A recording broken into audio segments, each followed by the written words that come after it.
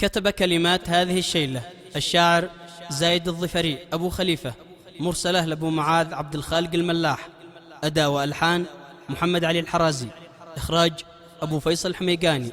للتواصل 730-267-822. زايد محمد في الغربة ذكرت أمي، ذكرتها يوم كل أمدي يشوف أمه، ذكرتها وإن عيني قطرت دمعي، يالله يا ذي رزقت الطير والأمة، يلا تحفظ لي أمي تراها عندي الغالي، وتحفظ الناس ذي طيب وذي خمان.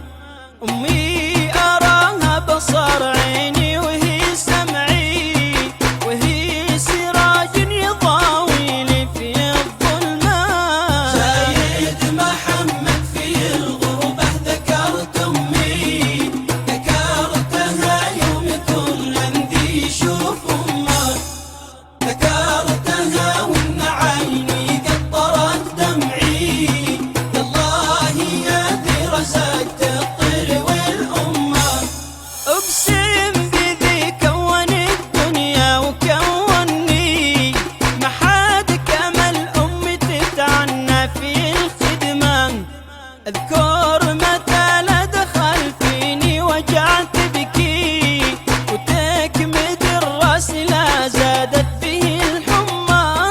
زايد محمد في الغربة ذكرت أمي، ذكرتها يوم كل أمدي يشوف أمه، ذكرتها وإن عيني قطرت دمعي، يالله يا ذي رزقت الطير والأمة. يا ويل ويله ذي باينكر الجملي، وسعيد زوجه تزكن زوجها في امه. يا ليت وانت معي جالسه يمي، في الإمارة لا طلعه ولا رجعه. زايد محمد في الغربة ذكرت أمي، ذكرتها يوم كل أمدي يشوف أمه، ذكرتها وإن عيني قطرت دمعي، يالله يا ذي رزقت